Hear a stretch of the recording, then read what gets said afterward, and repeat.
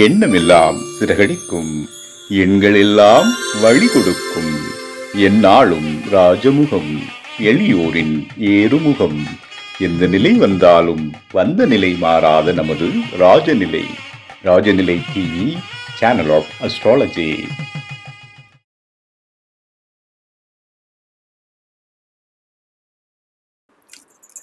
இப்ப பாத்தீங்க அப்படின்னா பதவி அப்படிங்கிறது ஒரு மோகம்னே சொல்லுவாங்க. எந்த ஒரு வேலைக்கு போனாலும் சரி, பதவி உயர்வு வேணுங்கிறதுக்காக தான் நம்ம ஹார்ட் ஒர்க் பண்ணுவோம். அந்த பதவி உயர்வு எப்படி பெறது அப்படிங்கறத பார்க்கும்போது, ராஜநிலை எண்களை பயன்படுத்தி பதவி உயர்வு பெறுவது எப்படி அப்படிங்கிற ஒரு அற்புதமான தலைப்பை நம்மிடையே பகிர வருகை தரும் ராஜநிலை ஜோதிடர் உயர்திரு லால்குடி செந்திலையா அவர்களை அன்போடு அழைக்கின்றேன். வாழ்க வையகம், வாழ்க வையகம், வாழ்க வளமுடன்.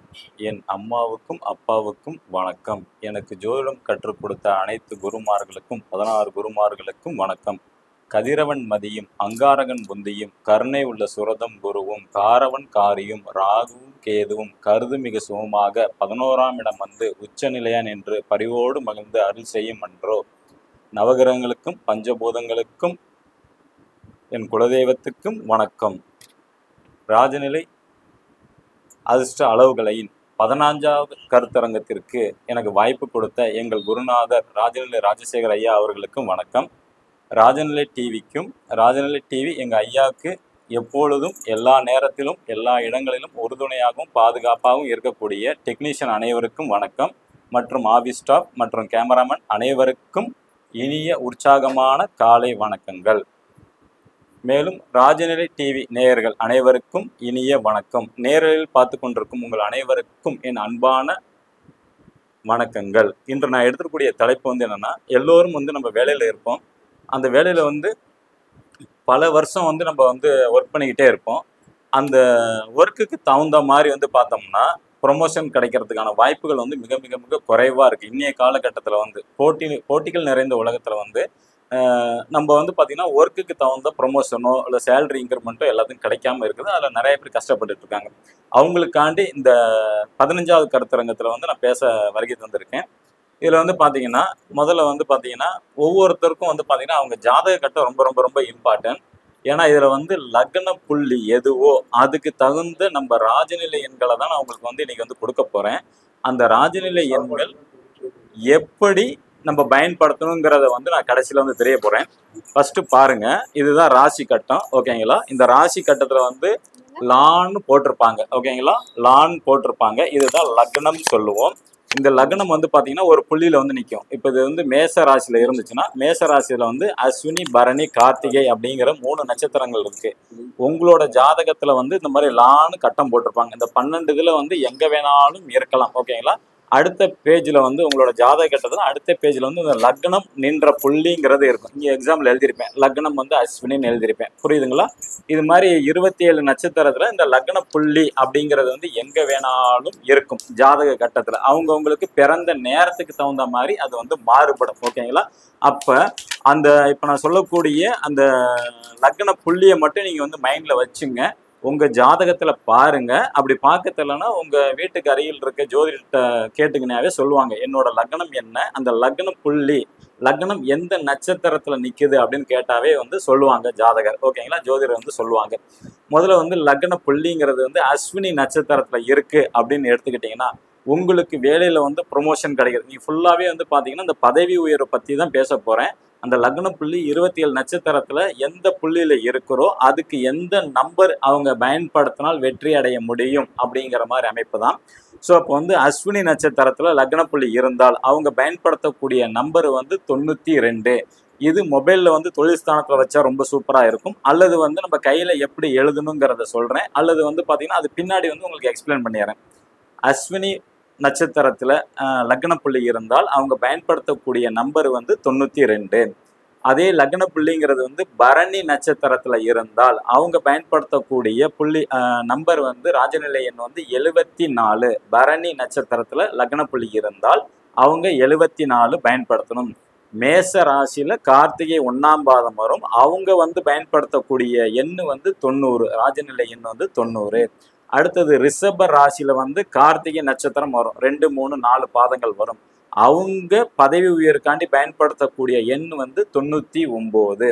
ரிஷப ராசியில ரோகிணி நட்சத்திரம் வரும். அந்த ரோகிணி நட்சத்திரம் வந்து பாத்தீங்கன்னா, அதாவது லக்னப்புள்ளி ரோகிணி நட்சத்திரத்துல இருந்தா அவங்க பயன்படுத்தக்கூடிய நம்பர் வந்து 85. ஓகேங்களா, 85. ரிஷப ராசியில மிருகசீரிட நட்சத்திரம் வரும். அந்த மிருகசீரிட நட்சத்திரம் லக்னப்புள்ளி இருந்துச்சுன்னா அவங்க பயன்படுத்தக்கூடிய நம்பர் வந்து பாத்தீங்கன்னா 97. அவங்க பயன்படுத்தக்கூடிய நம்பர் வந்து 97 பயன்படுத்தணும். அதே வந்து மிதுன ராசியில வந்து லக்ன புள்ளி இருந்தால், மிதுன ராசியில வந்து மிருகசீர நட்சத்திரத்துல இருந்துச்சுன்னால் 84. ஓகேங்களா, லக்ன புள்ளி மிதுன ராசி, மிதுன ராசியில மிருகசீர நட்சத்திரம். மிருகசீர நட்சத்திரம் வந்து ரிஷப ராசிக்கும் வரும், மிதுன ராசிக்கும் வரும். மிருகசீர நட்சத்திரம் மிதுன ராசியா இருக்கும் பட்சத்தில் அவங்க பயன்படுத்தக்கூடிய எண் வந்து 84. மிதுன ராசியில வந்து திருவாதுரை நட்சத்திரம் இருக்கும். இந்த திருவாதுரை நட்சத்திரத்துல லக்ன புள்ளி இருந்தால் அவங்க பயன்படுத்தக்கூடிய நம்பர் வந்து 95. மிதுன ராசியில புனர்பூச நட்சத்திரம் வந்து இருக்கும். இந்த மிதுன ராசியில புனர்பூச நட்சத்திரத்துல லக்ன புள்ளி, உங்களோட லக்ன புள்ளி இருந்தால் அவங்க பயன்படுத்தக்கூடிய எண் வந்து 80. அதே புனர்பூச நட்சத்திரங்கிறது கடகராசிக்கும் வரும். ஓகேங்களா, அப்போ உங்களோட லக்னம் வந்து கடகராசியில புனர்பூச நட்சத்திரத்துல இருந்தால் நீங்கள் பயன்படுத்தக்கூடிய நம்பர் ராஜநிலை எண் வந்து 33. கடகராசியில பூச நட்சத்திரம் வரும். அந்த பூச நட்சத்திரத்துல உங்களோட லக்ன புள்ளி, அதாவது லக்னமும் லக்ன புள்ளி எல்லாம் ஒண்ணுதான், அமர்ந்திருந்தால் பூசத்துல இருந்தால் 16. ராஜநிலை எண் வந்து 16. அதே மாதிரி வந்து லக்ன புள்ளி கடகராசியில ஆயில்ய நட்சத்திரத்துல இருந்தால் நீங்க பயன்படுத்தக்கூடிய ராஜநிலை எண் வந்து 06 பயன்படுத்தணும், 6ஆம் எண். அடுத்தது சிம்ம ராசி. சிம்ம ராசியில வந்து லக்ன புள்ளி மகம் நட்சத்திரத்துல இருந்தால், அது எந்த பாதத்துல வேணா இருக்கலாம். ஓகேங்களா, 1, 2, 3, 4 எந்த பாதத்துல இருந்தாலும் அது கணக்கு கிடையாது. சிம்ம ராசியில லக்னம் இருந்தால், அது மக நட்சத்திரத்தை இருந்தால் அவங்க பயன்படுத்தக்கூடிய எண் வந்து 10. அதே சிம்ம ராசியில பூரம் நட்சத்திரம் இருந்தால், பூரம் நட்சத்திரத்துல இருந்தால் அவங்க பயன்படுத்தக்கூடிய எண் வந்து 20. சிம்ம ராசியில உத்தர நட்சத்திரம் இருக்கும், அதுல லக்ன புள்ளி இருந்தால் அவங்க பயன்படுத்தக்கூடிய நம்பர் 29. அடுத்து கன்னி ராசியில உத்தர நட்சத்திரம் வரும். கன்னி ராசியில உத்தர நட்சத்திரம் வரும், அதுல லக்ன புள்ளி இருந்தால் அவங்க பயன்படுத்தக்கூடிய எண் வந்து 12. கன்னி ராசியில லக்ன புள்ளி இருந்தால் 12. ராசியை நீங்க கனெக்ட் பண்ணக்கூடாது, லான் போட்டிருக்கணும். முன்னாடி காட்டியிருக்கேன் பார்த்தீங்களா, அந்த மாதிரி இருக்கணும். பின்பக்கம் உங்க ஜாதக நோட்ல எழுதியிருப்பாங்க. எடுத்தோடனே டாப்ல வந்து லக்னம் போட்டு அது இந்த நட்சத்திரத்துல இருக்குன்னு எழுதியிருப்பாங்க. அந்த நட்சத்திரத்தை நீங்க ஞாபகம் வச்சுங்க. அதே கன்னி ராசியில அஸ்த நட்சத்திரத்துல உங்க லக்ன புள்ளி இருந்தால் நீங்க பயன்படுத்தக்கூடிய எண் வந்து 4ஆம் நம்பர் 04.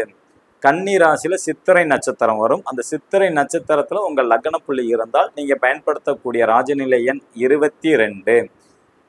துலாம் ராசியில சித்திரை நட்சத்திரத்துல உங்க லக்ன புள்ளி இருந்தால் நீங்க பயன்படுத்தக்கூடிய எண் 08. துலா ராசியில சுவாதி நட்சத்திரத்தில் உங்களோட லக்ன புள்ளி இருந்தால் நீங்கள் பயன்படுத்தக்கூடிய ராஜநிலை எண் வந்து 26. துலாம் ராசியில விசாக நட்சத்திரத்துல உங்களோட லக்ன புள்ளி இருந்தால் நீங்கள் பயன்படுத்தக்கூடிய ராஜநிலை எண் 14. துலாம் ராசியில விசாக நட்சத்திரத்துல லக்ன புள்ளி. ஏன்னா விருச்சிக ராசியிலையும் விசாக நட்சத்திரம் வரும். விருச்சிக ராசியில விசாக நட்சத்திரத்துல லக்ன புள்ளி இருந்தால் நீங்கள் பயன்படுத்தக்கூடிய ராஜநிலை எண் 52. விருச்சிக ராசியில அனுச நட்சத்திரத்தில் உங்களோட லக்ன புள்ளி இருந்தால் நீங்கள் பயன்படுத்தக்கூடிய ராஜநிலை எண் வந்து 42. அதே விருச்சிக ராசியில லக்ன புள்ளி கேட்டை நட்சத்திரத்தில் இருந்தால் நீங்கள் பயன்படுத்தக்கூடிய ராஜநிலை எண் வந்து 51. அடுத்தது வந்து பார்த்தீங்கன்னா தனுசு ராசி. தனுசு ராசியில உங்களோட லக்ன புள்ளி மூலம் நட்சத்திரத்தில் இருந்தால் நீங்கள் பயன்படுத்தக்கூடிய ராஜநிலை எண் வந்து 45. தனுசு ராசியில பூராட நட்சத்திரத்தில் உங்களோட லக்ன புள்ளி இருந்தால் 54. தனுசு ராசியில உத்திராட நட்சத்திரம் வரும். அந்த உத்திராட நட்சத்திரத்தில் லக்ன புள்ளி இருந்தால் 64. அடுத்தது வந்து மகர ராசியில் உத்திராட நட்சத்திரம் வரும். அதுல உங்களோட லக்ன புள்ளி இருந்தால் 72. ஓகேங்களா, மகர ராசியில உத்திராடத்துல வந்து உங்களோட லக்ன புள்ளி இருந்தால் 72. மகர ராசியில திருவோண நட்சத்திரத்தில் உங்களோட லக்னம் அமர்ந்திருந்தால் நீங்கள் பயன்படுத்தக்கூடிய எண் 45.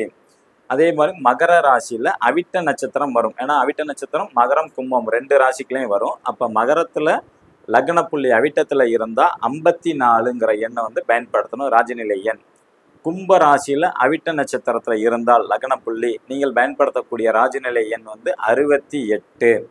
கும்ப ராசியில சதய நட்சத்திரத்துல உங்களோட லக்ன புள்ளி இருந்தால் உங்களுக்கு வந்து 41, ராஜநிலை எண் வந்து 41 பயன்படுத்த வேண்டும். அதே கும்ப ராசியில வந்து பூரட்டாதி நட்சத்திரம் வரும். அதுல லக்ன புள்ளி இருந்தால் நீங்கள் பயன்படுத்தக்கூடிய ராஜநிலை எண் வந்து 66. அடுத்து வந்து மீன ராசியில வந்து பூரட்டாதி நட்சத்திரம் வரும். அதுல லக்ன புள்ளி இருந்தால் 79. அடுத்தது மீன ராசியில உத்திரட்டாதி நட்சத்திரத்துல லக்னம் அமர்ந்திருந்தால் நீங்கள் பயன்படுத்தக்கூடிய ராஜநிலை எண் வந்து 88. மீன ராசியில ரேவதி நட்சத்திரத்துல உங்களோட லக்ன புள்ளி இருந்தால் 87ங்கிற ராஜநிலை எண் பயன்படுத்தணும். இதுதான் 27 நட்சத்திரத்துக்கு உண்டான நம்பர். இன்னொரு தடவை அப்படியே சொல்றேன், இன்னொரு தடவை நல்லா நோட் பண்ணி வச்சுங்க. உங்களோட லக்னம் ஜாதகத்துல போட்டிருப்பாங்க, பின்பக்கத்துல வந்து அடுத்த பேஜ்ல வந்து லக்னம் இந்த நட்சத்திரத்துல இருக்குன்னு போட்டிருப்பாங்க. ஓகேங்களா? அது பார்க்க தெரியலன்னா அருகில் ஜோதிடத்தை வந்து கேட்டு தெரிஞ்சுக்குங்க. அஸ்வினி நட்சத்திரம் அப்படின்னா 92, பரணி நட்சத்திரம்னா 74, மேச ராசியில கார்த்திகை நட்சத்திரம்னா 90, அதே ரிஷப ராசியில கார்த்திகை நட்சத்திரத்துல இருந்தா 99, ரிஷப ராசியில ரோகிணி நட்சத்திரமா இருந்தா 85, ரிஷப ராசியில மிருகசீர நட்சத்திரமா இருந்தா 77, மிதுன ராசியில மிருகசீர நட்சத்திரம் இருந்தா 84, திருவாதுரை நட்சத்திரத்துல மிதுன ராசி திருவாதுரை நட்சத்திரத்துல இருந்தா 95, மிதுன ராசியில புனர்பூச நட்சத்திரமா இருந்தால் 80, கடக ராசியில புனர்பூச நட்சத்திரமா இருந்தால் 33. ஓகேங்களா?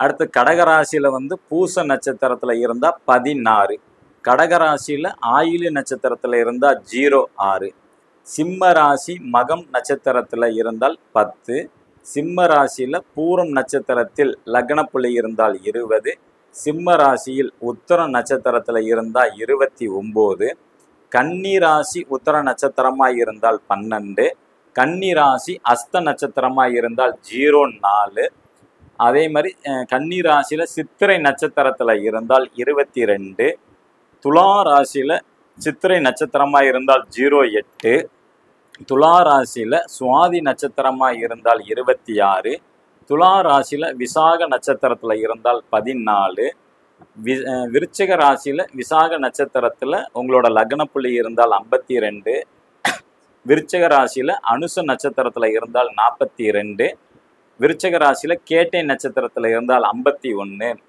தனுசு ராசி மூல நட்சத்திரத்துல இருந்தால் 45, பூராட நட்சத்திரத்துல இருந்தால் 54, உத்திராட நட்சத்திரத்தில் இருந்தால் 64. தனுசு ராசியில உத்திராட நட்சத்திரம் வரும். ஓகேங்களா? அதுல லக்ன புள்ளி இருந்தால் 64.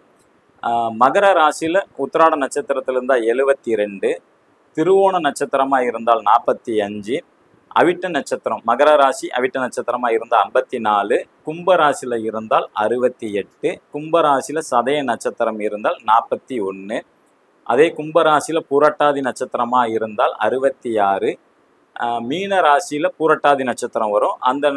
அந்த லக்ன புள்ளி இருந்தால் பூரட்டாதியில 79, மீன ராசியில உத்திரட்டாதி நட்சத்திரத்துல இருந்தால் 88, மீன ராசி ரேவதி நட்சத்திரத்துல லக்ன புள்ளி இருந்தால் 87. ஓகேங்களா? இதுதான் இந்த 27 நட்சத்திரத்துக்கும் உண்டான நம்பர்.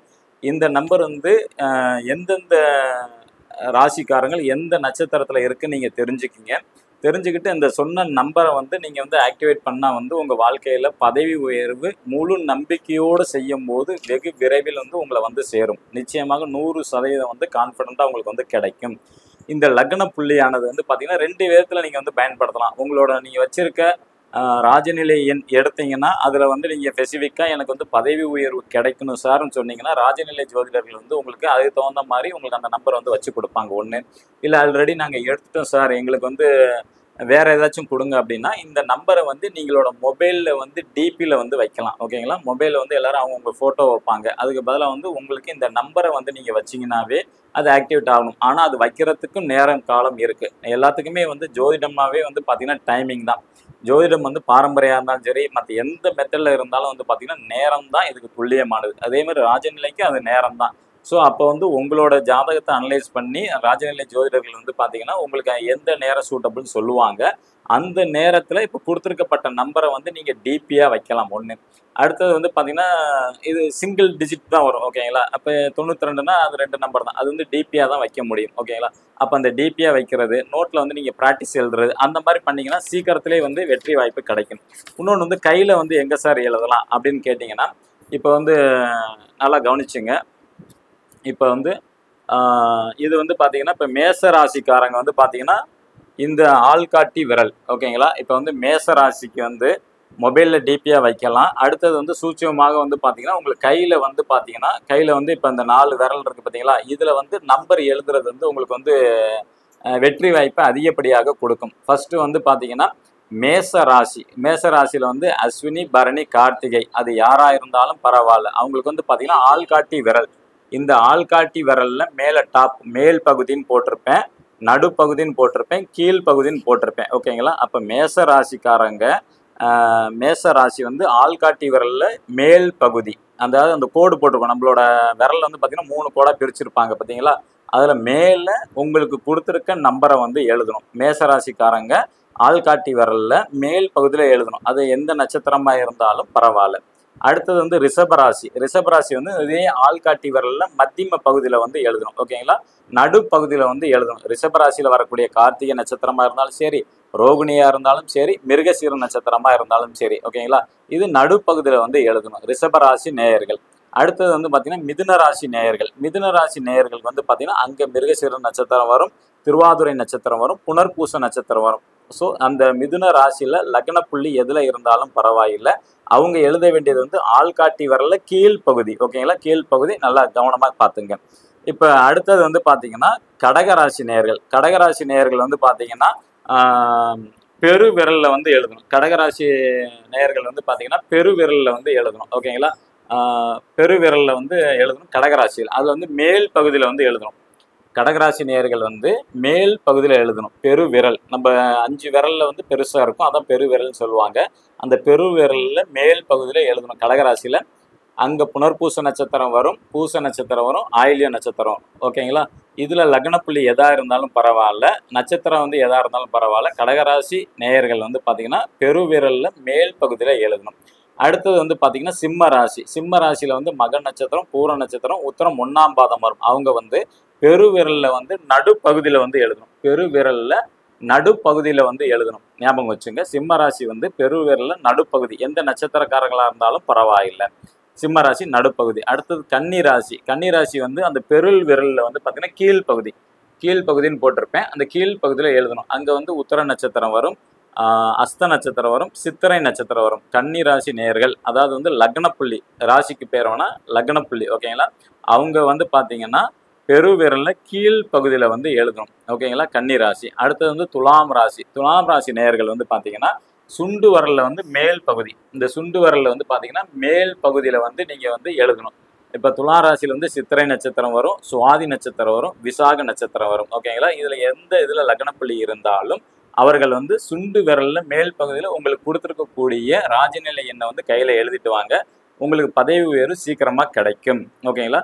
அடுத்தது துலா ராசிக்கு அடுத்தது விருச்சக ராசி, விருச்சக ராசி நேயர்கள் வந்து சுண்டு விரலில் மத்தியம பகுதி நடுப்பகுதின்னு போட்டிருப்பேன் ஓகேங்களா, இந்த நடுப்பகுதியில் வந்து எழுதணும். அங்கே வரக்கூடியது விசாக நட்சத்திரம், அனுசம், கேட்டை, இந்த 3 நட்சத்திரக்காரர்களும் வந்து பார்த்தீங்கன்னா உங்களுக்கு கொடுத்துருக்க ராஜநிலை எண்ணை வந்து சுண்டு விரலில் நடுப்பகுதியில் வந்து நீங்கள் வந்து எழுதிட்டே வரணும் ஓகேங்களா. அடுத்தது வந்து பார்த்தீங்கன்னா தனுசு ராசி, தனுசு ராசி நேயர்கள் வந்து பார்த்தீங்கன்னா அதில் மூலம், பூராடம், உத்திராடம் 1ஆம் பாதம் வரும். இதில் லக்னப்புள்ளி எதில் இருந்தாலும் பரவாயில்ல, சுண்டு விரலில் வந்து கீழ்ப்பகுதி ஓகேங்களா, கடைசி பகுதியில் வந்து உங்களுக்கு உண்டான ராஜநிலை எண் வந்து கொடுத்துருக்கதை வந்து நீங்கள் எழுதணும். அடுத்தது மகராசி, மகர ராசிங்கிறது வந்து பார்த்தீங்கன்னா அந்த 5 விரலில் வந்து நடு விரல்னு சொல்லுவாங்க ஓகேங்களா, அந்த நடு விரலில் வந்து மேல் பகுதியில் வந்து எழுதணும்.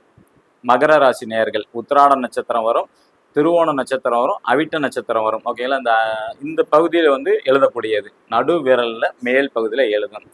அடுத்தது வந்து பார்த்தீங்கன்னா கும்பராசி, கும்பராசி நேயர்கள் வந்து பார்த்தீங்கன்னா நடு விரலில் மத்தியம பகுதியில் வந்து எழுதணும், மத்தியம பகுதியில் வந்து எழுதணும், நடுப்பகுதிங்கிறத எழுதணும் ஓகேங்களா.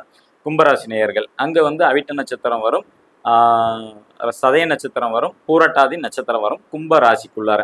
அடுத்து வந்து மீனராசி நேயர்கள் வந்து பார்த்தீங்கன்னா நடு விரல்ல வந்து கீழ் பகுதியில் வந்து எழுதணும். நடு விரல்ல கீழ் பகுதியில் வந்து எழுதணும். மீனராசியில் புரட்டாதி நட்சத்திரம், உத்திரட்டாதி நட்சத்திரம், ரேவதி நட்சத்திரம் வரும். ஓகேங்களா? இப்போ இந்த 4 விரலுக்குள்ளார உங்களுக்கு உண்டான 12 ராசி நான் சொல்லிட்டேன். மீண்டும் ஒரு தடவை சொல்கிறேன், நல்லா கவனமாக கேட்டுங்க. மேச ராசி எடுத்துக்கிட்டிங்கனாவே ஆள்காட்டி விரல்ல மேல் பகுதி இங்கே பார்த்தீங்கன்னா இப்படி நம்ம விரல் இருக்கு பார்த்தீங்களா, இது வந்து 3ஆக இருக்கும். உங்களுக்கு பார்த்தாவே தெரியும், இப்படி 3 பார்ட்டாக இருக்கும். 1 2 3ன்னு இருக்கும். ஓகேங்களா? மேசராசினா ஆள்காட்டி விரல். இந்த 3 பகுதியில் வந்து இந்த இறைவன் நமக்கு வந்து கோடு பிரிச்சிருப்பாங்க. ஓகேங்களா?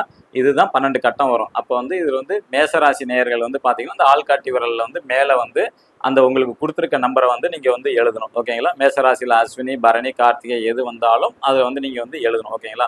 இப்போ அதே மாதிரி வந்து பார்த்தீங்கன்னா அடுத்தது வந்து பார்த்தீங்கன்னா ரிஷபராசி நேயர். ரிஷபராசி நேயர்கள் வந்து ஆள்காட்டி விரலில் மத்தியம பகுதியில் வந்து எழுதணும்.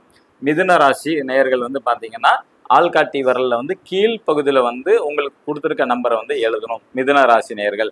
அடுத்தது வந்து பார்த்தீங்கன்னா கடகராசி நேயர்கள். கடகராசி நேயர்கள் வந்து பார்த்தீங்கன்னா கையில் வந்து பெரு விரல்னு சொல்லுவாங்க. பெரு விரலில் வந்து மேல் டாப்பு பகுதியில் வந்து எழுதணும். ஓகேங்களா? அடுத்தது வந்து சிம்ம ராசி வந்து பார்த்தீங்கன்னா இந்த பெரு விரலில் மத்தியம பகுதியில் வந்து எழுதணும். மத்தியம பகுதியில் வந்து எழுதணும். மத்தியம பகுதியில் வந்து எழுதணும். நடுப்பகுதியில் வந்து எழுதணும். சிம்ம ராசி. கன்னி ராசி நேயர்கள் வந்து கீழே வந்து எழுதணும். அந்த விரல் ஜாயிண்ட் ஆகிற இடத்துல வந்து கீழே நம்பர் எழுதணும். கன்னி ராசி. துலாம் ராசி வந்து சுண்டு விரலில் டாப்பில் எழுதணும். துலாம் ராசி நேயர்கள். அடுத்து வந்து பார்த்தீங்கன்னா விருச்சிக ராசி நேயர்கள் வந்து சுண்டு விரலில் மத்தியம பகுதியில் வந்து எழுதணும். தனுசு ராசி நேயர்கள் வந்து பார்த்தீங்கன்னா சுண்டு விரலில் கீழ் பகுதியில் வந்து எழுதணும். உங்களுக்கு கொடுத்துருக்க நம்பரை வந்து எழுதணும். அடுத்தது வந்து மகர ராசி வந்து நடு விரலில் மேல் பகுதியில் எழுதணும். அடுத்த கும்பராசி வந்து நடு விரலில் மத்தியம பகுதி நடுப்பகுதியில் வந்து எழுதணும். அடுத்தது மீன ராசி நேயர்கள் வந்து பார்த்தீங்கன்னா நடு விரலில் கீழ் பகுதியில் வந்து எழுதணும். ஓகேங்களா? ஸோ இப்படி நம்ம ராஜநிலை எண்ணை வந்து நம்ம பயன்படுத்தும் போது உங்களுக்கு எதிர்பார்க்காத முன்னேற்றங்கள், பதவி உயர்கள் வந்து கிடைக்கும். இது எப்படி சார் வேலை செய்யும்? இது எழுதுறது வந்து நார்மல் பேனால எழுத வேண்டாம். மார்க்கர் விற்பாங்க, பர்மனண்ட் மார்க்கர்னு இருக்கும். அது வந்து ப்ளூ கலர் மார்க்கர் வந்து வாங்கிக்கிங்க. அது வந்து தினைக்கும் வந்து காலையில் குளிச்சுட்டு வந்துட்டு உங்களுக்கு சொல்லியிருக்க 27 நட்சத்திரம், அதாவது ராசியை கணக்கு பண்ணக்கூடாது நேயர்களே, நல்லா பார்த்துங்க. உங்களுக்கு லக்னம் நான் போட்டு காட்டியிருக்கேன். இந்த இதில் வந்து பார்த்தீங்கன்னா சார்ட்டில் வந்து காட்டியிருப்பேன். உங்கள் ராசி கட்டரில் வந்து இந்த மாதிரி லான் போட்டிருப்பாங்க. இந்த லாங்கிறது வந்து உங்களோட ஜாத நோட்டில் அடுத்த பேஜில் லக்னம் அப்படின்னு எழுதி என்ன நட்சத்திரம்னு எழுதியிருப்பாங்க. அதனால ஞாபகம் வச்சுங்க. ஒரு தடவைக்கு இந்த வீடியோ இன்னொரு தடவை பாருங்கள். பார்க்கும்போது உங்களுக்கு ஆட்டோமேட்டிக்காக அது புரியும். ஸோ அந்த லக்ன புள்ளி என்னன்னு தெரிஞ்சுக்குங்க. தெரிஞ்சுக்கிட்டு அந்த உங்களுக்கு கொடுத்துருக்க அந்த விரல்லையே வந்து அந்த நம்பர் எழுதலாம். 2 ஆப்ஷன் வருது. உங்களுக்கு வந்து மொபைலில் டிபியாக வைக்கணும். அந்த டிபியாக வைக்கக்கூடியதுக்கு வந்து ராஜநிலை டேட் வரும். ராஜநிலை டேட்டில் ராஜநிலை நேரம் இருக்குது. உங்கள் ஜாதகத்துக்கு அருகில் உள்ள ராஜநிலை ஜோதிடரை கன்சல்ட் பண்ணிவிட்டு அந்த நேரத்தை வாங்கிக்கிங்க. அதுதான் உங்களுக்கு வந்து சிறப்பான நேரமானது. ஓகேங்களா? அடுத்து கையில் நீங்கள் வந்து எழுதும்போது பார்த்தீங்கன்னா உங்களோட ராசிக்கு வந்து உகந்த நாள்னு சில நாட்கள் இருக்குது. ஓகேங்களா?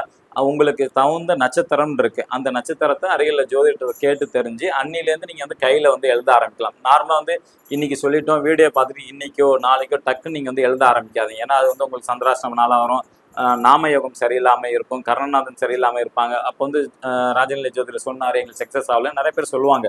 ஸோ அது காரணம் வந்து என்னென்னா உங்களுக்குன்னு ஒரு ஃப்ரீக்வன்சி இருக்குது. அந்த ஃப்ரீக்வன்சி நீங்கள் மாற்றினீங்கன்னா கேட்காது. இப்போ நார்மலாக அந்த காலத்தில் ரேடியோ வைப்பாங்க, பார்த்துருப்பீங்க, கேட்டிருப்பீங்க சின்ன வயசில் வந்து பார்த்தீங்கன்னா. அப்போ வந்து இப்போ அந்த அலைவரிசையை வந்து கரெக்டாக டியூன் பண்ணால் தான் அந்த பாட்டு வந்து கரெக்டாக கேட்கும். அலைவரிசையை சரியாக டியூன் பண்ணலன்னா உங்களுக்கு குறை தான் கேட்டுக்கிட்டே இருக்கும். ஓகேங்களா? அப்போ உங்கள் ஜாதகத்துக்கு உங்களுக்கு உண்டான அலைவரிசையை வந்து ராஜநிலை ஜோதிடத்தை வந்து கேட்டு தெரிஞ்சுக்குங்க. அதுதான் உங்களுக்கு வந்து சூட்டபலான நேரம்.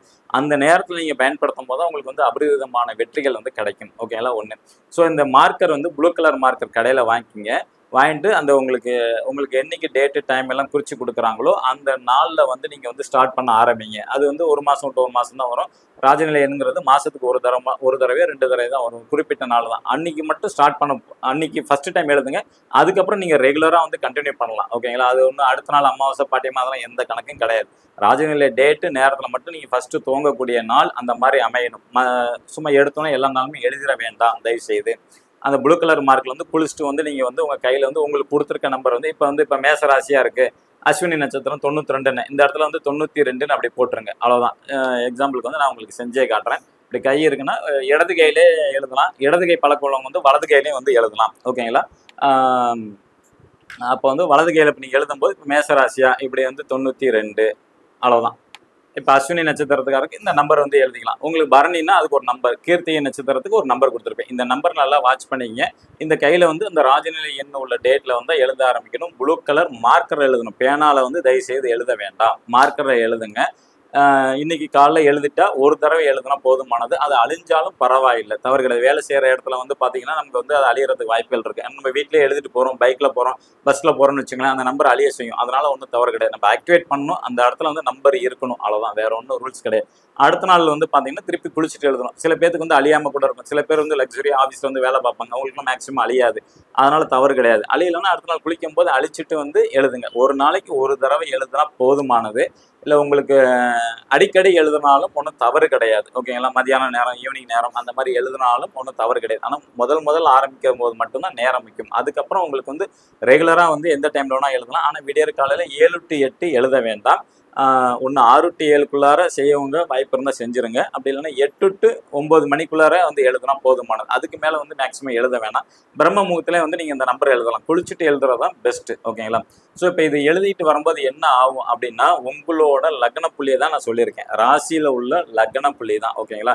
இந்த புள்ளியானது உங்களை மறைமுகமாக உங்களுக்கு வந்து வேலையில் வந்து ஒரு இம்ப்ரூவ்மெண்ட் வந்து கொடுக்கும். வேலையில் வந்து பார்த்தீங்கன்னா ஒரு உற்சாகமான ஒரு அமைப்பை வந்து உங்களுக்கு வந்து ஆட்டோமேட்டிக்காகவே கொடுக்கும். அப்போ நீங்கள் வேலைக்கு வந்து ரெகுலராக போகிறதுக்கான ஒரு வாய்ப்பை கொடுக்கும். முன்னே இருந்த ஒரு சோம்பேறித்தனத்துலேருந்து சுறுசுறுப்பை வந்து ஆக்டிவேட் பண்ணும் இந்த நம்பரானது. அப்போ அந்த சுறுசுறுப்பு உங்களுக்கு இயல்பாகவே வர ஆரம்பிச்சிச்சுனாவே வந்து பார்த்தீங்கன்னா எல்லாத்தோட கவனமும் உங்களுக்கு ஈர்க்கப்படும். முதலாளியிலேருந்து, மேனேஜர்லேருந்து, யார் உங்களுக்கு மேலதிகாரிகள் இருக்காங்களோ உங்கள் மேலே ஒரு தனிப்பட்ட ஒரு கவனம் வரும். சில இடத்துல வந்து வேலை செய்யும்போது வந்து பார்த்தீங்கன்னா முதலாளிக்கோ அல்லது வந்து மேனேஜருக்கோ வந்து பார்த்தீங்கன்னா ஒரு அண்டர்ஸ்டாண்டிங்கே இருக்காது. கருத்து வேறுபாடோட தான் லைஃப் அப்படியே ஓடிட்டு இருக்கும். வேலையும் விட முடியாது.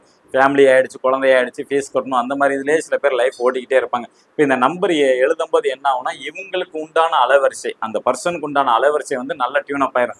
எக்ஸாம்பிள் சொன்ன பார்த்தீங்களா, ரேடியோவில் வச்சிருக்க அலைவரிசை மாதிரி. அப்போ உங்களோட அலைவரிசை வந்து நீங்கள் அழகாக டியூன் பண்ணிட்டீங்க.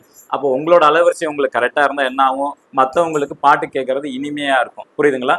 அப்போ அந்த பாட்டு நம்ம வைக்கிறோம், அந்த சூரியன் எஃப்எம் வைக்கிறோம்னு வச்சுக்கோங்களேன், அந்த அதில் வரக்கூடிய பாட்டு மற்ற எல்லாத்துக்குமே கிளியராக கேட்கும். குறைன்னு கேட்காது. குறைன்னு கேட்டால் ஒரு எரிச்சல் உண்டாகும், உங்களுக்கே தெரியும். அப்போ உங்களோட அலைவரிசை நீங்கள் கரெக்டாக டியூன் பண்ணிட்டீங்கன்னா உங்களை பற்றிய எண்ணங்கள், கருத்துக்கள் எல்லாமே மற்றவங்களுக்கு வந்து அற்புதமாக தெரியும். சரி, ஒரு நல்லவர், நல்லா கரெக்டாக பார்க்குறாரு, ஜாப் கரெக்டாக பண்ணுறாங்க. ஏன்னா உங்களை பற்றி வேலை செய்கிற இடத்துல குறைகள் நிறையா சொல்லுவாங்க. ஸோ அதெல்லாம் வந்து இந்த நம்பர் வந்து பார்த்தீங்கன்னா அந்த குறைகளை வந்து படிப்படியாக குறைச்சிரும். உங்கள் மேலே ஒரு நல்ல அபிப்பிராயத்தை வந்து அவங்களுக்கு, மேனேஜருக்கு, மேல் அதிகாரிகள் வந்து தெரியப்படுத்தும். அப்போ உங்களுக்கு ஆட்டோமேட்டிக்காகவே பதவி உயர்வோ, சம்பள உயர்வோ, இல்லை நீங்கள் எதிர்பார்த்த இடமாற்றமோ கூட வந்து நடக்கிறதுக்கான வாய்ப்புகள் அதிகம் உண்டு. ஸோ இந்த ராஜநிலை எண்களை வந்து இப்படி பயன்படுத்தும் போது உங்களுக்கு வந்து வெற்றி வாய்ப்பை கொடுக்கும். பொதுவாக வந்து பார்த்தீங்கன்னா அடுத்த இது வந்து பார்த்தீங்கன்னா இது வந்து உங்களுக்கு ஈஸியான மெத்தட் தான், ஓகேங்களா. ஈஸியாக நம்ம வந்து கையில் உங்களுக்கு உண்டான நம்பர் வந்து எழுதுகிறோம். அது எழுதும் போது ஆட்டோமேட்டிக்காக வந்து உங்களுக்கு வந்து வெற்றி வாய்ப்பு வந்து கொடுத்துருது. இது இல்லாமல் அடுத்த ஒரு சின்ன டிப்ஸ் வந்து கொடுக்குறேன். பொதுவாக வந்து நம்ம ஏன் வந்து வேலையில் வந்து பார்த்தீங்கன்னா ஒரு முன்னேற்றம் காண முடியல, ஒரு சுறுசுறுப்பு இல்லை அப்படின்னா, நம்ம இயல்பாகவே வந்து பார்த்தீங்கன்னா நம்ம தூங்குறத வந்து சரியான நேரத்துக்கு தூங்கணும். ஆனால் இன்றைய காலகட்டத்தில் வந்து எல்லாம் ஃபோன் வந்த பிறகு 11 மணி 12 மணி வரைக்கும் முழிச்சிக்கிட்டு இருக்காங்க. ஸோ நம்ம உடம்புல வந்து பார்த்தீங்கன்னா சாப்பிட்டதுலேருந்து 1.5 மணி நேரத்தில் வந்து தூங்கிடணும். சாப்பிட்ட பொருள் ஆனது வந்து பார்த்தீங்கன்னா உணவுப் பொருள் ஆனது 7லேருந்து 7:30க்குள்ளார சாப்பிட்றணும். அதிகபட்சம் 9:30க்குள்ளார வந்து பார்த்தீங்கன்னா தூங்குறதுக்கு நம்ம போயிடணும். ஏன்னா அப்போ தான் நம்ம உடம்புல வந்து மெலட்டோனிங்கிற சுரப்பி வந்து சுரக்கும். அது வந்து உணவுக்கு உண்டான எல்லா விதமான செரிமான சக்தியை கொடுத்துரும். அப்போ செரிமான சக்தியை கொடுத்த பிறகு ஆட்டோமேட்டிக்காக நம்ம இயல்பாக தூங்க போகும்போது 10 மணிக்கு தூங்கிட்டோம்னா நமக்கு அதிகபட்சம் வந்து பார்த்தீங்கன்னா 3:30 மணி வரைக்கும் தூங்கினாவே போதுமானது. ஏன்னா அதோட ஒர்க்கே வந்து பார்த்தீங்கன்னா அந்த 3:30 மணி வரைக்கும் தான். அதுக்கு மேலே நம்ம எவ்வளோ நேரம் தூங்கினாலும் அது தூங்கினதுக்கான பிரயோஜனம் கிடையாது. அது என்ன ஆகுனா வந்து பார்த்தீங்கன்னா அடுத்த நாள் வந்து அதிகப்படியான டயர்டை தான் கொடுக்கும். கண்ணை காலை பார்த்தா சிவப்பாக இருக்கும். சில பேர் 9 மணிக்கு எழுந்திருப்பாங்க, 10 மணி எழுந்திருப்பாங்க, சில பேர் நைட் டியூட்டி போவாங்க. ஸோ இதனால் வந்து பார்த்தீங்கன்னா அந்த கண்ணுங்கிறது சிவப்பாக இருக்கும். நமக்கு வந்து பார்த்தீங்கன்னா அந்த ஒர்க்கில் வந்து கவனத்தை வந்து செலுத்த முடியாது. லேட்டாக போவோம், அர்ஜென்ட்டாக ஆஃபீஸ்க்கு வந்து ஒரு 1/2 மணி நேரத்தில் அவசரமாக குளிச்சுட்டு கிளம்பிட்டு சரியாக சாப்பிட மாட்டாங்க. ஸோ வண்டியை வேகமாக ஓட்டிகிட்டு போவாங்க. நம்ம செய்யக்கூடிய ஒரு தவறுனால பப்ளிக் வந்து பாதிக்கப்படுது. ஸோ நம்ம சரியான நேரத்துக்கு தூங்கி சரியான நேரத்துக்கு ஏஞ்சோம்னா எல்லாத்துக்குமே தொந்தரவு இல்லாமல் போகலாம். நம்ம வந்து கரெக்டான நேரத்துக்கு ஏஞ்சோம்னா நமக்கு ஒரு மன அமைதியே கிடைக்கும். பரபரப்பு வந்து இருக்காது. அப்ப வீட்டுலனா காலைல வந்து அமைதியான சூழ்நிலையில எழுந்திரிக்கும் போது உங்களோட மனைவிகள்கிட்டயோ இல்லை உங்களோட குழந்தைகள்கிட்ட வந்து அன்பா பேசுவீங்க. டிஃபன் ரெடி ஆச்சா, சாப்பிட்டாச்சா, பொறுமையா வண்டியை ஸ்டார்ட் பண்ணி கிளம்பி போவீங்க. அப்போ போகும்போது ரோட்ல வந்து நீங்க கவனமா போவீங்க. ஸோ அப்போ வந்து வேகமா போக மாட்டீங்க. அப்போ எல்லாமே நிதானமா சுமூகமா நடக்கும். அப்போ அங்க போய் ஒர்க் பண்றக்கூடிய இடத்துலயும் வந்து பாத்தீங்கன்னா அந்த சுமூகமான சூழ்நிலை இருக்கும். இங்க நம்ம ஏந்திரிக்கிறது லேட்டா ஏந்திரிக்கிறோம், பரபரப்பா போறோம், போகும்போது ரோட்ல 4 பேரை திட்டுறோம். ஸோ நம்ம நம்ம என்ன சொல்றோமோ அதுதான் நம்ம ரிப்ளை ஆகும். அப்போ நம்ம இங்க ரோட்ல வீட்டில் நம்ம போகும்போது திட்டிட்டு போனோம்னா அங்க வேலை செய்யற இடத்துல பாஸ் நம்மளை வந்து திட்டதான் செய்வாங்க. ஓகேங்களா? நம்ம இங்க அன்பா எல்லாத்தையும் அனுசரிச்சோ இல்ல ஒரு அன்பான வார்த்தைகளை சொல்லிட்டு போகும்போது என்ன ஆகும்னா அங்க வேலை செய்யற இடத்துல நம்ம மேல் அதிகாரிகள் கூட சக மனிதர்கள் வந்து நமக்கு அன்பு செலுத்துவாங்க. ஏன்னா நம்ம என்ன கொடுக்குறோம் பிரபஞ்சத்துல அதை நமக்கு வந்து ரிட்டர்ன் ஆகும். அப்ப நீங்க வந்து பண்ணக்கூடிய விஷயங்கள் வந்து பாத்தீங்கன்னா இரவு வந்து சீக்கிரமா தூங்குறதுக்கான வாய்ப்புகளை வந்து நீங்க வந்து ஏற்படுத்திக்கணும். ரெண்டாவது வந்து பாத்தீங்கன்னா டிவி பாக்குறது, மொபைல் பாக்குறது மேக்சிமம் வந்து பாத்தீங்கன்னா 8 மணிக்கு முன்னாடி நீங்க ஆஃப் பண்ணிருங்க. வாய்ப்பு உள்ளவங்க, கம்பல்சரி கிடையாது. ஏன்னா உங்களுக்கு லைஃப்ல என்ன வேணும் நீங்க எதிர்பார்க்குறீங்க? வீடு கட்டணும், ப்ரொமோஷன் வாங்கணும், வெளிநாட்டுக்கு போகணும், படிப்புல எக்ஸாம்ல பாஸ் ஆகணும், அல்லது வந்து கார் வாங்கணும். இது மாதிரி எண்ணற்றது உங்களுக்கு கோடீஸ்வரன் ஆகும் கூட நீங்க எடுத்துக்கலாம். ஓகேங்களா? அப்ப நீங்க அந்த மாதிரி உங்களுக்கு ஒரு லட்சியம் இருந்தால் இரவு 8 மணிக்கு மேல டிவியோ போனோ பார்க்க மாட்டேன் நீங்க வந்து உறுதியா இருங்க. அது கண்டிப்பா உங்களுக்கு வந்து நடத்தி கொடுக்கும். என்ன காரணம்னா இன்னைக்கு பார்க்கக்கூடிய சீரியல்ல இருந்து சரி, யூடியூப், ஃபேஸ்புக் எல்லாமே வந்து பாத்தீங்கன்னா 99% வந்து பாத்தீங்கன்னா நெகட்டிவ் விஷயமா தான் இருக்கும். எதுவுமே நம்ம வாழ்க்கையில வந்து முன்னேற்றத்துக்கான பாசிட்டிவான விஷயமே அவங்க கொடுக்கறதே இல்லை.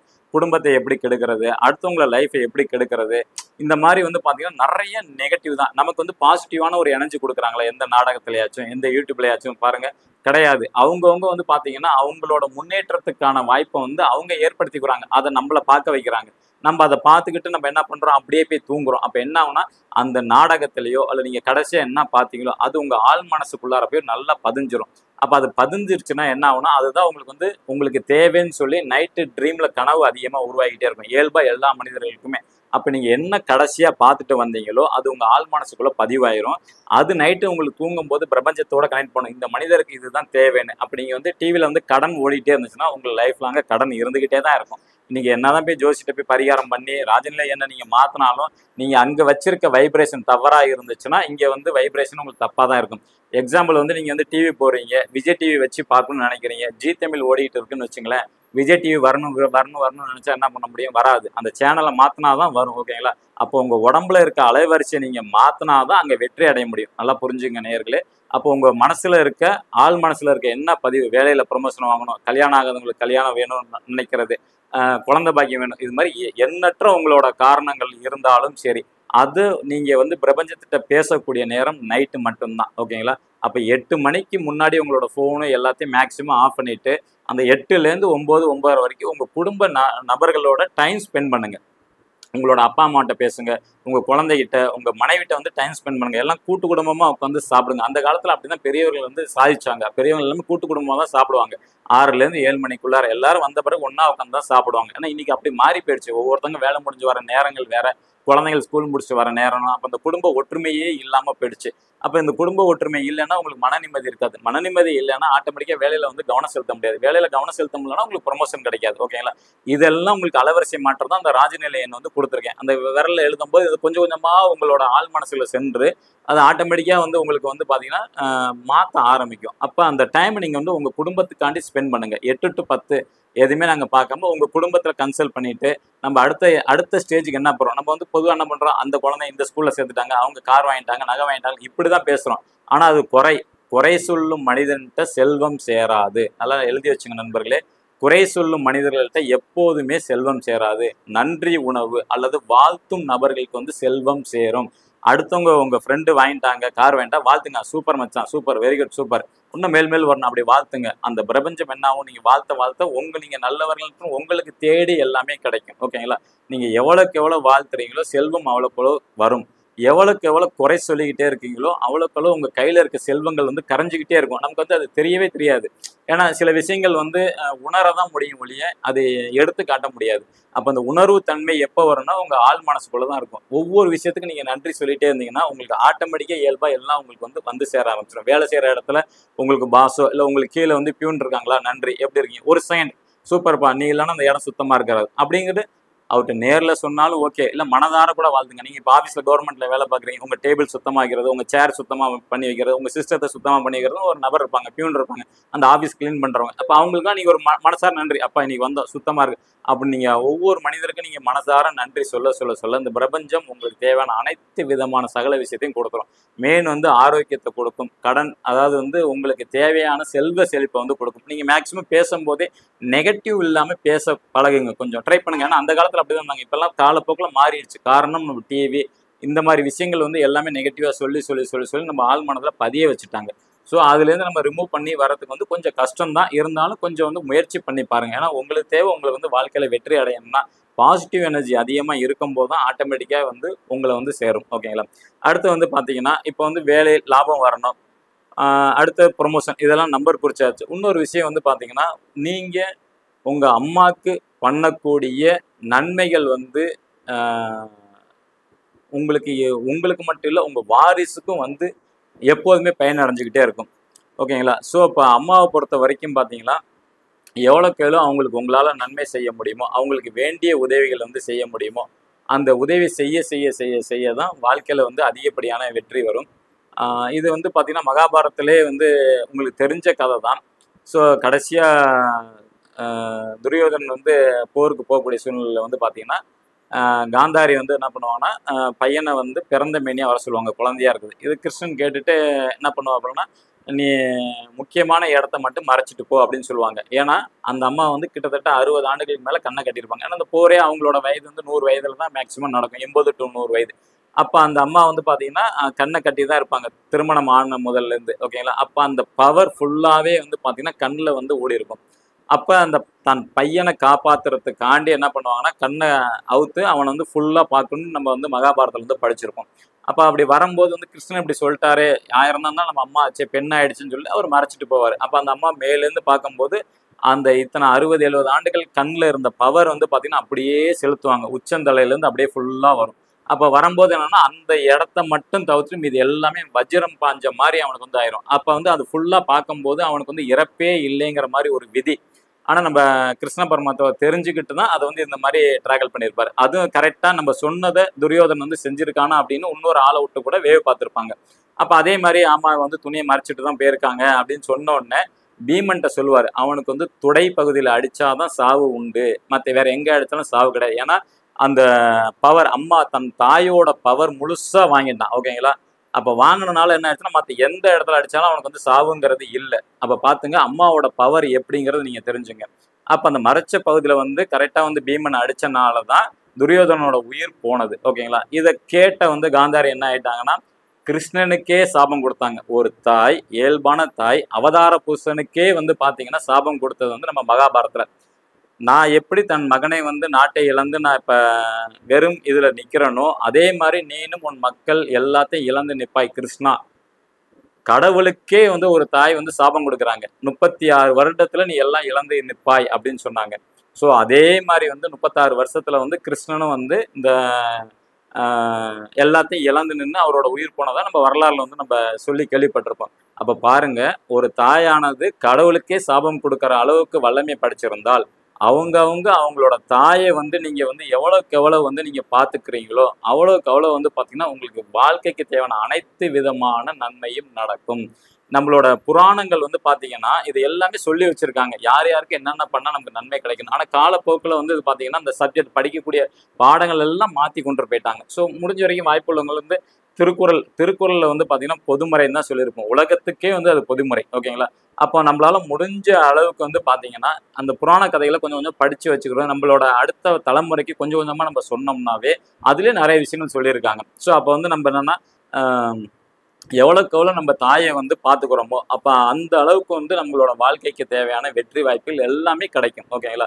பொதுவாக வந்து வேலைங்கிறது வந்து லக்னத்துக்கு 6ஆம் இடம் தான் நம்ம சொல்லுவோம். ஓகேங்களா? வேலைங்கிறது வந்து எந்த லக்னத்தை பிறந்தாலும் வேலை ஜாப்னாவே 6ஆம் இடம் தான். ஸோ அதுக்கு 11ஆம் இடம் லாபஸ்தானம் சொல்லுவோம். வேலையில இருந்தால் நமக்கு வந்து ஒரு வருமானம் அதிகரிக்கணும்னு கூட எடுத்துக்கலாம். ஒரு லாபஸ்தானம் ஒரு லாபத்தை எதிர்பார்க்கணும்னு வச்சுக்கிட்டா கூட 4ஆம் இடமா வரும். 6க்கு 11 வந்து லாபஸ்தானம், தாயை குறிக்கும். அப்ப நம்ம தாய்க்கு எந்த அளவுக்கு வேண்டிய உதவிகளை செய்யறோமோ அந்த அளவுக்கு வந்து பாத்தீங்கன்னா நமக்கு வந்து பாத்தீங்கன்னா அதிகப்படியான லாபங்கள் கிடைக்கும். அதான் உங்களுக்கு வந்து மகாபாரதத்தோட நான் உங்களுக்கு வந்து ஒரு கதை மாதிரி சொல்லியிருந்தேன். ஸோ அவங்க வந்து அவங்களோட தாயை இப்போ வந்து வெளிநாட்டுல சில பேர் இருப்பாங்க, தவிர்க்க முடியாத ஒரு வேலையினால தினைக்கும் உங்க அம்மாட்ட வந்து ஒரு 5 நிமிஷம் எப்படி இருக்கீங்கன்னு கேளுங்க.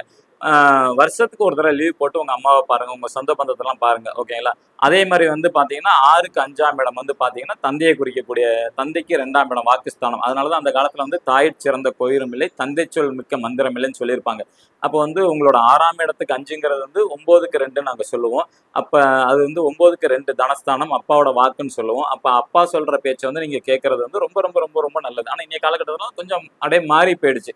இருந்தாலும் வந்து பாத்தீங்கன்னா ஒரு மதிப்பு கொடுங்க. ஓகேங்களா? மத்தவங்க முன்னாடி வந்து உங்க அம்மாவோ அப்பாவோ வந்து பாத்தீங்கன்னா மரியாதை குறைவா நடத்த வேண்டாம். ஓகேங்களா? ஏன்னா வந்து தாய்க்கும் தந்தைக்கும் அவ்வளவு பவர்ஃபுல் இருக்கு. அதான் நம்ம மகாபாரதத்தை வந்து எக்ஸாம்பிளா வந்து அந்த காலத்திலே வச்சிருக்காங்க. அம்மா தான் பெஸ்ட், இறைவனா இருந்தாலும் அம்மாவுக்கு அடுத்ததான் அப்படிங்கிற மாதிரி கொண்டு வந்தாங்க. ஏன்னா நம்ம வணங்கும் போதே ஃபர்ஸ்ட் வந்து தாய், தந்தை, குரு, அதுக்கப்புறம் தான் வந்து தெய்வங்கிறதே வரும். ஓகேங்களா? அப்ப நம்ம எந்த அளவுக்கு முக்கியத்துவம்னா நம்ம தாய்க்கு தான். ஏன்னா அந்த வேலைக்கு 11ஆம் இடம் நல்லா புரிஞ்சுங்க. அதான் ஜாதகட்டத்திலே 6க்கு 11ங்கிறது வந்து தாயை குறிக்கக்கூடியது. அப்ப நீங்க வந்து அம்மா வந்து எந்த அளவுக்கு வந்து நீங்க கவனிச்சுக்கிறீங்களோ அந்த அளவுக்கு வந்து ரொம்ப நல்லது. அம்மாவை பொறுத்த வரைக்கும் மேக்சிமம் வந்து பாத்தீங்கன்னா எந்த ஒரு நல்ல விஷயத்துல கூட பரவாயில்ல வேணாப்பான்னு சொல்லுவாங்க. ஏன்னா அவங்கள பொறுத்த வரைக்கும் பையனுக்கு வந்து செலவு வைக்கக்கூடாதுன்னு நினைப்பாங்க. ஒரு saree எடுத்தாலும் இல்லை எனக்கு வேணா, நீ உன் குழந்தைக்கு எடுத்து கொடுன்னு சொல்லுவாங்க. ஆனா இருந்தாலும் அவங்களுக்கு நீங்க செய்ய வேண்டிய கடமை அது. ஓகேங்களா? அதனால கம்பல்சரி தீபாவளிக்கு ஒரு நாள் கிளம்புனா அவங்களுக்கு உண்டான அவங்கள கூட்டிட்டு போய் எடுத்து கொடுங்க. சின்ன வயசுல உங்களை கூட்டிட்டு போய் அவங்க எடுத்திருப்பாங்க. பெரியவனே நீங்க வேலைக்கு போகும்போது நீங்க அவங்கள கூட்டிட்டு போங்க. மந்த்லி ஒன்ஸ் குடும்பத்தோட வெளியில ஒரு சின்ன டூர் மாதிரி போங்க. அல்லது டூர் போக முடியலன்னா பக்கத்துல இருக்க கோயிலுக்கு போயிட்டு வாங்க குடும்பத்தோட. மாசம் ஒரு நாள். ஓகேங்களா? நீங்க சம்பாதிக்கிறதுல ஒரு 10% வந்து பாத்தீங்கன்னா உங்களோட சந்தோஷத்துக்காண்டியே ஒதுக்கி வைங்க. நீங்க எவ்வளவு சம்பாரிச்சாலும் பரவாயில்ல, அதுல ஒரு 10% வந்து, அதுவும் ஒரு 10% வந்து தானம் செய்யறதுக்கும் உதவி வைங்க. ஏன்னா கொடுக்க கொடுக்க தான் உங்களுக்கு பணம் வந்து பெருகிட்டே இருக்கும். ஸோ இதெல்லாம் வேலையோட ஓரியன்டட் தான். இப்ப சொல்றக்கூடிய எல்லா விஷயங்களும் வந்து பாத்தீங்கன்னா உங்களுக்கு ஜாப்புக்கு அடுத்த இதுக்கு போறது, ஜாப்ல வந்து வருமானம் வரதுக்கு தான் இது சொல்றேன். ஸோ சம்பாதிக்கிறதுல ஒரு 10% உங்களோட அந்த ஃபீஸு, வாடகை எல்லாம் இருக்கும். ஆனா இருந்தாலும் தவிர்க்க முடியாத சில சூழ்நிலைகள் வரும். ஆனா இருந்தாலும் நீங்க மெனக்கெட்டு சேலரி வந்தோடனே நீங்க என்ன பண்ணீங்கன்னா 10%, ஒரு 5% தான தர்மம், ஒரு 10% உங்களோட உங்க குடும்ப சந்தோஷத்துக்காண்டியே எடுத்து வைங்க. ஏன்னா அப்படி செலவு பண்ணாதான் உங்களுக்கு வந்து வருமானம் வரும். ஆனா செலவு போகும்போது உங்க மனசு கஷ்டப்பட்டு எக்காந்தம் கொண்டு கொடுக்காதீங்க. சந்தோஷமா பணத்தை கொடுங்க. இது அவங்களுக்கு தேவையான நன்மை செஞ்சு மீண்டும் இந்த 10 மடங்கா வருதுன்னு அப்படி சொல்லுங்க. 100 ரூபா கொடுத்தா எனக்கு 10 மடங்கா வருது, 1000 ரூபா வரும். ஓகேங்களா? அது வந்து மனசார உள்ளுணர்வோட சொல்லணும். ஓகேங்களா? பேருக்கு வந்து சொல்லக்கூடாது. இதெல்லாம் சில விஷயங்கள் வந்து உங்களுக்கு வந்து பயிற்சி பண்ணாதான் கிடைக்கும். உடனே எடுத்து சொல்றதும் கொஞ்சம் கஷ்டமா இருக்கும். ஸோ உங்களோட சந்தோஷம், உங்க குடும்பத்தோட சந்தோஷம், குடும்பத்தோட மாசம் ஒரு நாள், ஒரு ஞாயிற்றுக்கிழமை வருதான், எல்லாரும் ஒரு நாள் தான் லீவ் வருது, வீட்டில் இருக்கணும்னு ஆசைப்படுவாங்க. அப்படி இல்லை, நீங்க வெளியில போயிட்டு வரீங்க, வீட்டில் இருக்க ஹவுஸ் ஒய்ஃப் வந்து பாத்தீங்கன்னா எல்லா நாளுமே உழைக்கிறோம், நம்மள ஒரு நாளாச்சும் வெளியில கூட்டிட்டு போயிட்டு வந்தா பரவாயில்லன்னு அவங்களுக்குள்ளார இருக்கும். ஆனா பெண்கள் வந்து மேக்சிமம் சொல்ல மாட்டாங்க. நம்ம அதை புரிஞ்சுக்கிட்டு சரி வாமா போலாம், ஜஸ்ட் ஒரு 1 hour ஈவினிங் வந்து ஒரு சாயங்காலம் போல ஒரு 2 வீலர்லயோ இல்லை பக்கத்துல வந்து ஒரு ஆட்டோ எடுத்துட்டு ஒரு சின்ன கோயிலுக்கு சும்மா அப்படி போயிட்டு வந்துட்டு ஒரு 1/2 hour 1 hour குழந்தைங்களோட அப்பா அம்மாவோட போயிட்டு வந்தீங்கன்னாவே கொஞ்சம் சிறப்பா இருக்கும். அது என்ன பண்ணும் அப்படின்னா உங்களை அறியாம அந்த கஷ்டம் இதெல்லாம் இருக்கு பாத்தீங்களா. ஆனா நம்ம வந்து ஒரு வீட்டுக்குள்ளாரே தான் அடைஞ்சிருப்போம். அதுல வந்து பாத்தீங்கன்னா எனர்ஜி வந்து பாத்தீங்கன்னா அந்த கஷ்டம் இதை பத்தியே நெகட்டிவா ஓடும். ஏன்னா ஆல்ரெடி டிவி 24 hours ஓடும், காலையில இருந்து ஓடிக்கிட்டே இருக்கும். எல்லா நாடகமும் அழுதுகிட்டு தான் இருப்பாங்க, எதுவுமே சிரிக்கிற மாதிரி இருக்காது. அப்ப அந்த வீட்டுல வந்து பாத்தீங்கன்னா அந்த கர்மாங்கிறது வந்து ஒட்டிகிட்டே இருக்கும். அது எப்படி சார் அப்படின்னா, இப்ப இந்த ரூம் இருக்குன்னு வச்சுங்களேன், ரூம்ல வந்து டிவி இருக்கு. இந்த டிவிக்குள்ளார வந்து ஏகப்பட்ட சேனல்கள் இருக்கு. ஓகேங்களா? நம்ம என்ன டியூன் பண்றோமோ அதுதான் காட்டும். அப்போ வந்து உங்களுக்கு உங்களை சுத்தி வந்து பாத்தீங்கன்னா அந்த எனர்ஜி எல்லா விதமான நல்லதும் இருக்கு, கெட்டதும் இருக்கு. நீங்க எதை பாக்குறீங்க அப்படிங்கறதான் விஷயம். ஓகேங்களா?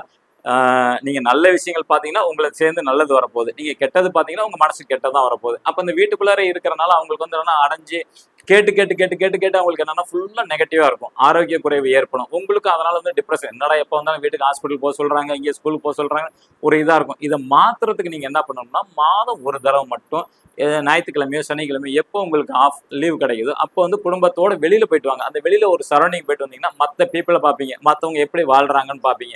ஒரு கோயிலுக்கு போங்க, அங்க சாமியை கும்பிடுங்க, ஒரு 1/2 hour அங்க இருந்துட்டு வாங்க. ஏன்னா எந்த கோயிலுக்கு போனாலும் இன்னைக்கெல்லாம் போயிட்டு உடனே வந்துடுறாங்க. இப்ப ராஜநிலை வந்து ஏன் மேக்சிமம் வந்து பாத்தீங்கன்னா அதிகப்படியான வெற்றி வாய்ப்பை கொடுக்குதுன்னா, அன்னைய காலகட்டத்தில் வந்து எடுத்துக்கிட்டீங்கன்னா கோயிலுக்கு போகணும்னா பஸ் ஒரு குறிப்பிட்ட நேரத்துல தான் இருக்கும். அந்த அந்த குறிப்பிட்ட நேரத்துல மட்டும் தான் போயிட்டு வர முடியும். மீதி நேரம் அங்க கோயில்ல தான் மேக்சிமம் எல்லாரும் இருப்பாங்க. அந்த காலத்துல செவ்வாய் தோசம், ராகு தோஷம், இந்த மாதிரி இருந்துச்சுன்னா அந்த வைத்தீஸ்வரன் கோயில், திருப்பாம்பரம், திருப்பஞ்சலி இந்த மாதிரி அனுப்பிச்சி விடுவாங்க.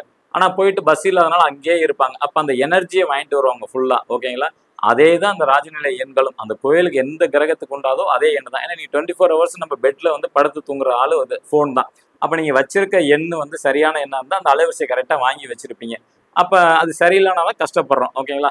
அப்ப நீங்க வந்து ஃபேமிலியோட கோயிலுக்கு போயிட்டு அந்த கோயில டைம் ஸ்பெண்ட் பண்றீங்க. 32 நிமிஷம், 42 நிமிஷம் இருந்துட்டு வந்தீங்கன்னாவே உங்களுக்கு நல்ல ஒரு பாசிட்டிவான வைப்ரேஷன் கிடைக்கும். அப்ப இந்த வீட்டுக்கு வந்த பிறகு பாத்தீங்கன்னா அந்த கஷ்டங்கிறது போய் கொஞ்சம் கொஞ்சமா மனசு மாற ஆரம்பிக்கும். ஸோ இப்படி உங்களோட லைஃப்ல வந்து ஸ்டெப் பை ஸ்டெப்பா ஒன்னொன்னா நீங்க மாத்துனீங்கன்னா நீங்க எதிர்பார்த்த வெற்றி, பதவி உயர்வு, சேலரி இன்க்ரிமெண்ட் ஆகிறது, இடம் வாங்குறது, கார் வாங்குறது, இப்படி பார்த்தீங்கன்னா ஒன்னொன்னா உங்களுக்கு வந்து வாழ்க்கையில வந்து இன்க்ரீஸ் ஆகிட்டே இருக்கும். ஏன்னா இது ஒன்று மட்டும் இல்லை, இதெல்லாம் கூட வந்து பின்னி பிணைஞ்சது தான். இந்த ஜாதகத்துலங்கிறது பார்த்தீங்கன்னா எல்லாம் பிணிஞ்சு பிணைஞ்சது தான். ஸோ அப்போ வந்து உங்களுக்கு இந்த பாசிட்டிவ் எனர்ஜி கொடுக்கறதுக்காண்டி தான் உங்களுக்கு வந்து இந்த விரல்ல வந்து நம்பர் எழுத சொல்லியிருக்கேன். ஏன்னா இதை மாத்தினா போது இங்க நீங்க உங்களோட அலைவரிசை கரெக்டாக டியூன் பண்ணிட்டீங்கன்னாவே உங்களுக்குள்ளார இப்போ நான் சொன்ன எல்லா அலைவரிசையும் ஒன்றாயிரும். ஓகே, புரியுதுங்களா? ஸோ அப்போ அம்மாவை நல்லா கவனிச்சிங்க, அப்பா சொல்கிறத கொஞ்சம் மேக்ஸிமம் வந்து கேட்டுங்க. ஓகேங்களா? அடுத்த விஷயம் வந்து பார்த்தீங்கன்னா இந்த ராஜநிலை எண் வந்து பார்த்தீங்கன்னா ரொம்ப இம்பார்ட்டன்ட். இன்னைய உள்ள காலகட்டத்தில் வந்து எல்லாருமே நம்ம வந்து மொபைல் தான், எல்லாத்துலேயுமே வந்து எண்கள் தான் பயன்படுது. எண்கள் இல்லைங்கிறது வந்து எந்த இடத்துலையும் இல்லை, ஏடிஎம்லேருந்து எல்லா இடத்துலையும். அப்போ உங்களுக்கு ஜாதகத்துக்கு தகுந்த மாதிரி நீங்கள் வச்சிருக்கக்கூடிய எண்கள் சரியாக இருக்கணும். ஏடிஎம் நம்பரு, பின் நம்பரு, எல்லாம் மேக்ஸிமம் பார்த்தீங்கன்னா வந்து பேட்டர்ன் லாக் போடுவாங்க, ஃபேஸ் லாக் வைப்பாங்க. அதெல்லாம் தவிர்த்துட்டு உங்களுக்கு உண்டான எண்ணை வச்சுக்கோங்க. எல்லாம் ஒரே அலைவரிசை டியூன் அப் பண்ணிங்கன்னா உங்களுக்கு வெற்றி வாய்ப்பு நல்லா கிடைக்கும். அதான் எக்ஸாம்பிள் அந்த ரேடியோ சொன்னேன், டிவின்னு சொன்னேன். ஸோ அதெல்லாம் நீங்கள் பார்த்தீங்கன்னா ஒரே அலைவரிசையாக இருந்தால் தான் கரெக்டாக தெரியும். அப்போ உங்கள் லைஃபுக்கு வந்து பார்த்தீங்கன்னா தேவையான எல்லா விஷயங்களும் கரெக்டாக ஒரே அலைவரிசையில் வச்சுக்கிட்டிங்கன்னா உங்களுக்கு கண்டிப்பாக வெற்றி வாய்ப்பு உண்டு. ஸோ இந்த அற்புதமான எனக்கு வாய்ப்பை கொடுத்த எங்கள் குருநாதர் ராஜநிலை ராஜசேகர் ஐயா அவர்களுக்கும், இவ்வளோ நேரம் நேரலையில் பொறுமையாக கேட்டுக்கொண்டிருந்த ராஜநிலை டிவி நேயர்களுக்கும், யூடியூப் பார்த்து கொண்டிருக்கும் நேயர்களுக்கும், நண்பர்களுக்கும் அனைவருக்கும் என் நெஞ்சார்ந்த நன்றியை கூறி விடைபெறுகிறேன். உங்களிடமிருந்து விடைபெறுவது லால்குடி செந்தில். நன்றி, வணக்கம். என்னுடைய மொபைல் நம்பர் வந்து 95 85 64 42 29. இன்னொரு மொபைல் நம்பர் சொல்கிறேன், மீண்டும் 95 85 64 42 29. ராஜநிலை ஜோதிடர், லால்குடியிலிருந்து செந்தில். நன்றி, வணக்கம். வாழ்க வளத்துடன் அனைவரும்.